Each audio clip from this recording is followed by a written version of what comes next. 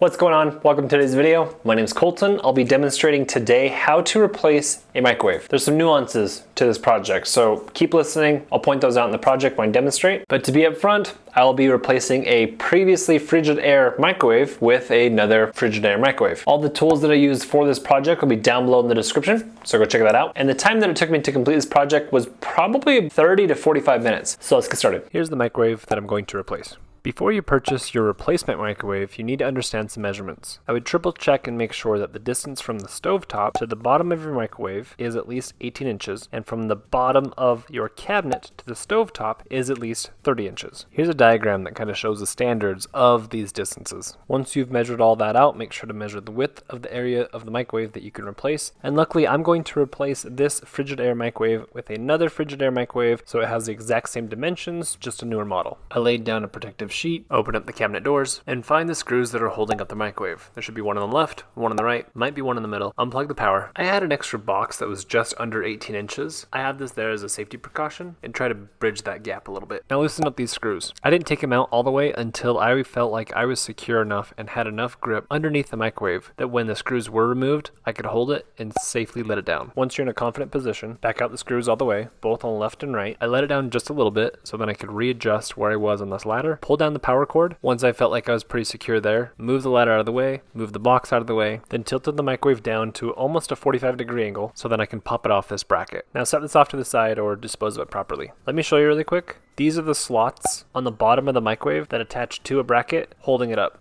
And this is a bracket that holds up the microwave. Now for this video demonstration, I'm going to use the exact same bracket because it's the exact same brand, model, and everything lines up perfectly. However, when you're switching from a Samsung to a KitchenAid to a Frigidaire to whatever it is, the probability of this bracket needing to be replaced and moved, especially with the dimensions of your microwave if you're going bigger, thicker, or newer, is very high. I'll hypothetically walk through those steps so you understand what those look like. However, not actually do them because this bracket held this other Frigidaire microwave totally fine and it was strong enough. There's no need for me to take it off to be replaced by the exact same bracket. Here's the new microwave, crack it open, put it upright, slice it on the top, take all the stuff out, set all this stuff off to the side, and then you're essentially going to take your microwave and tip it on its face, whole 180. Do it carefully because obviously glass, you don't want to break anything. Remove any protective layers, and then also this back bracket, remove and set to the side. Now I'm going to put this upright and you can see very similar, just newer model. And you can see I'm going to take the bracket that I just removed,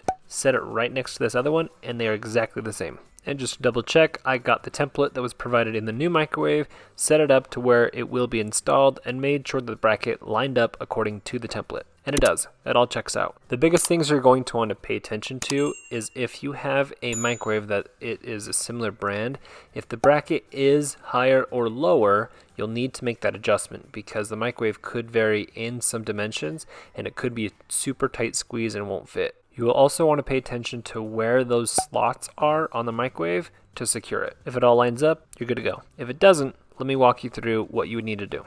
First, remove this bracket. Next, find the studs. My personal preference would be find at least 2 studs that you can take the screws that it provides for the new microwave and fasten your new bracket onto. So make a mark of where the stud will be and carry that mark below the bracket so you know where that stud is while you're doing all the fastening. Now tape up your rear wall template and mark some pilot holes where you're going to drill for the new bolts. Ideally in the studs. If they're not in the studs, there's some other bolts that are provided that are best for sheetrock only. And those are called toggle bolts, where essentially you start the bolt in the bracket, you have this little spring or the wing that opens up after you you put it through the sheetrock.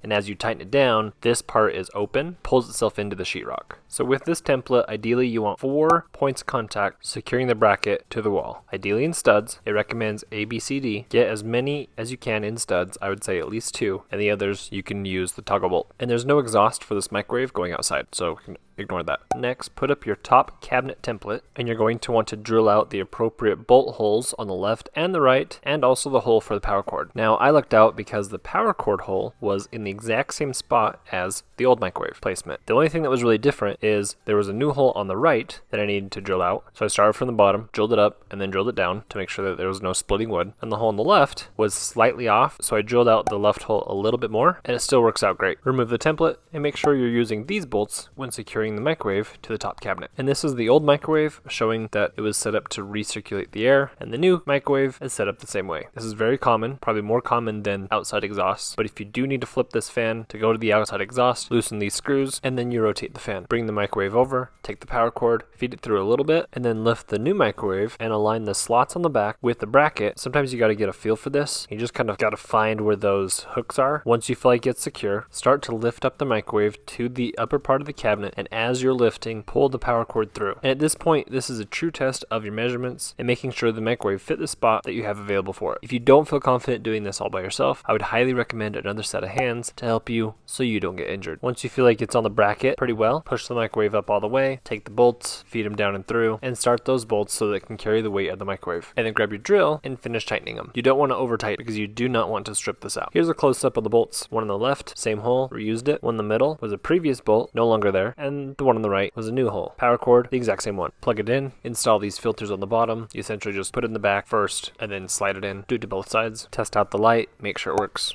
Now, just on the inside of the door of this microwave on the top is this filter where essentially the air is going to recirculate through this charcoal filter. And so here's kind of a visual. One side will suck the air in, go through the filter, and get spit out by the other fan. So there's these little slots and tabs that are there to hold this filter in place. It'll kind of look like this when it's all successfully installed. Remove any stickers on the inside, on the door, place the spinning ring and the glass plate, close it up, and take off any protective film on the handle, any of this blue stuff to protect the stainless steel. Also remove this plastic layer protecting the buttons. Turn it on, make sure it works, and now you're done.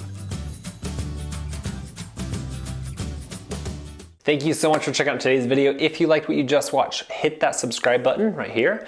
Or if you don't want to commit all the way and subscribe, then maybe just give it a like and maybe share with your friends or family. But also, if you want to check out other videos that I've completed in the past, click this link right here. Thanks again.